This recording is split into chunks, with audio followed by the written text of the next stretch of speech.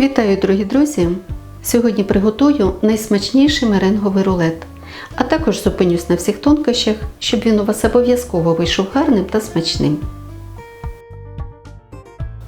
В чашу миксера выливаю белки от 6 средних яиц. По весу это 180-190 грамм. Добавляю щепотку соли и начинаю взбивать на третьей скорости из 6 возможных до появления на поверхности легкой прозрачной пены. Как только они слегка запенились, увеличиваю скорость до 4 и продолжаю взбивать до легкой пышности. Вот теперь можно добавлять сахар. Белки пышные, воздушные, но под венчиком на донышке остаются еще не взбитые, совсем чуть-чуть. Сахар добавляю сразу небольшими порциями, по столовой ложке, чтобы не осадить эту легкую пену. И каждую порцию взбиваю где-то по 40, но максимум по 50 секунд. Белки можете взбить и ручным миксером, но это будет чуть дольше. Они, как правило, менее мощные, поэтому скорость устанавливайте чуть выше, а может быть и максимальную. Все зависит от того, насколько они у вас сильные. Вот белковая пена уже покрепче, можно порцию сахара увеличить. Не столовую ложку, а 1,5 добавлять. Чтобы белки хорошо взбились, отделяйте их аккуратно от желтков. И посуда должна быть чистая, сухая и обезжиренная. Как чаша, так и венчик. И не забывайте, что белки должны быть комнатной температуры. Взбиваются они немного дольше, чем холодные, но в них лучше и быстрее растворяется сахар. Когда сахара остается уже совсем чуть-чуть, высыпаю сюда ванильный, перемешиваю.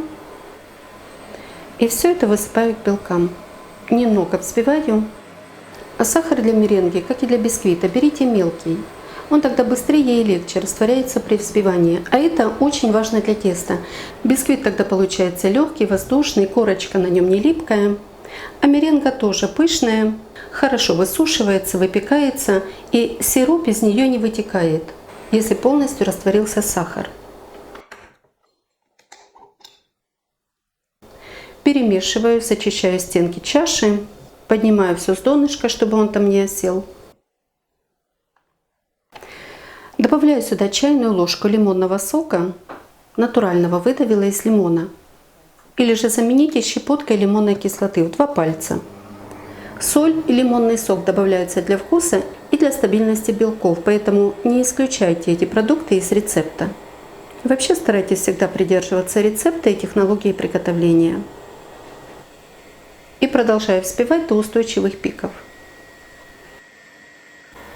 Если вы видите, что белки уже взбиваются до плотности, а сахар еще не полностью растворился, уменьшайте скорость на 1 шаг и продолжайте взбивать. Не бойтесь, они не осядут. Но так они будут взбиваться немного дольше, и сахар полностью растворится. Вот такие должны получиться белки. Гладкие, плотные. Посмотрите, насколько устойчивые острые пики.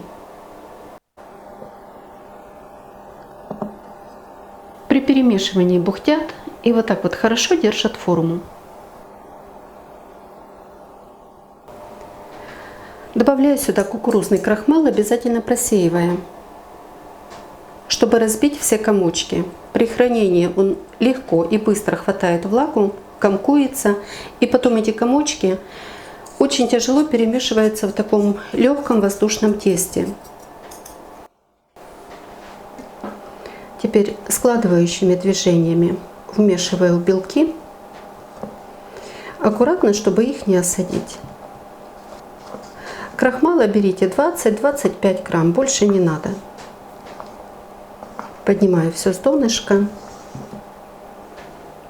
Обязательно зачищаю лопатку, чтобы на ней не остались непромесы. Еще раз покажу, какие белки. Посмотрите, какая красота. Так, долго месить не надо. Заметили, что белки однородные? Замешивать достаточно. На листик приклеиваю пергамент, чтобы он не ерзался. И в это время у меня уже греется духовка. Температура 150 градусов. Меренга не должна стоять, ждать, пока нагреется духовка, иначе белки осядут. поэтому включайте ее заранее и нагревайте. Моя греется быстро, где-то за 10, но максимум 12 минут набирает нужную температуру. Разравниваю сразу лопаткой, а потом выровняю палеткой.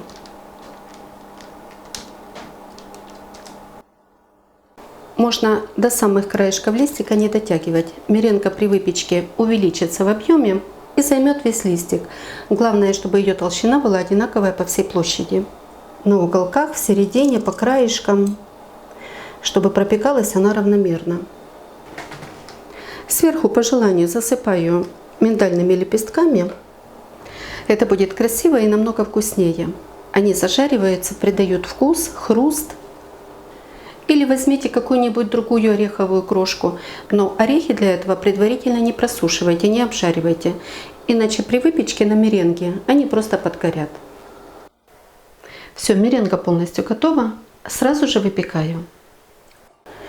Меренга испеклась, выпекалась она 35 минут при температуре 150 градусов, второй уровень духовки снизу, подогрев вверх-вниз без конвекции. Видно, что она разошлась на весь листик, увеличилась в объеме, как я и говорила. Сверху присутствует корочка, а в середине она остается мягкой. По краешкам не прилипла к листику, здесь у меня запас бумаги, поэтому я ее сразу не обрезая, аккуратно снимаю, чтобы она не потела на горячем листике. Накрываю еще одним листом пергамента, беру вот так вот за два и переворачиваю. Тоже делайте это аккуратно, чтобы ее не поломать. И вот теперь снимаю ту бумагу, на которой она выпекалась.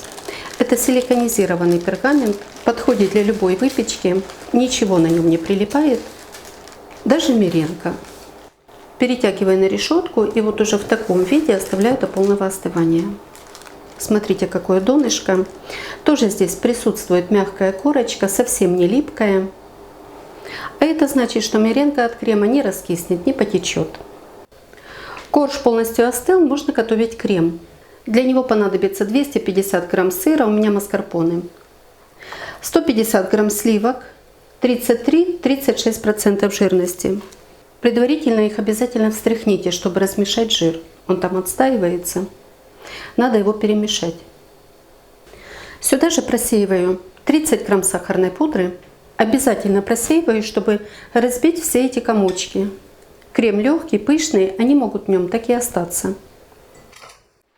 И начинаю взбивать с минимальной скорости, постоянно ее увеличиваю до максимальной, чтобы ничего не взлетало в воздух, не разбрызгивалось. Взбиваю недолго, буквально пару минут. Вот такой должен получиться крем, плотный, устойчивый, но в то же время пышный. Но это еще не все, надо добавить лимонный курд. Его подробное приготовление уже есть на канале. Ссылку на это видео оставлю в первом закрепленном комментарии и в описании над рецептом тоже. Итак, добавляю, взвешиваю 100 грамм. И взбиваю еще миксером на 5-й скорости до полного соединения продуктов. Недолго, только все соединилось, взбивать достаточно. Я не сказала, но вы, наверное, сами знаете, что все эти продукты должны быть холодными. Еще немного перемешиваю лопаткой. И сразу же отбираю в кондитерский мешок для украшения, где-то 50-60 грамм. Положу его пока в холодильник, чтобы он не таял. А остальное наношу на меренгу. Раскладываю порциями. Аккуратно растягиваю, не сильно придавливая меренгу. На этот край крема поменьше, чтобы при скручивании он не выдавливался. Ровно столько крема, чтобы рулет склеился. На серединку и ближе ко мне побольше. Вот так разровняла ровненько, ну вот только здесь потоньше. Лимонный курд выдавливаю сверху. Это будет очень вкусно. Так крем получится более сочным, но в то же время стабильным. Ну и так как лето, есть свежие ягоды, добавляю голубику и аккуратно закручиваю.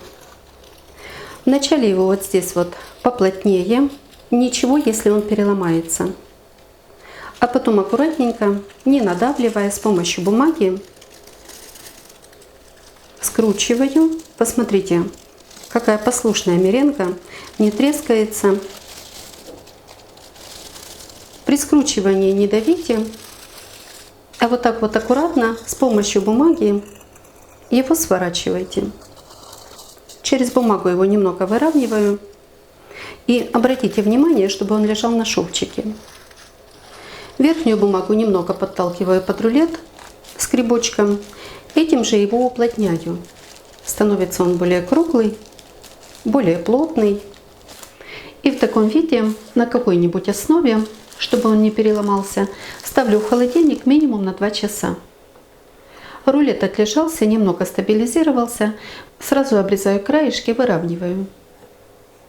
И украшаю. Крем, напомню, все это время пролежал в холодильнике. Посмотрите, насколько он стабильный в холоде и как хорошо держит рисунок. Делаю кремовую дорожку. Ну, а украшение уже по желанию. Можно добавить дольки лимонов, но я украсила только голубикой и мятой.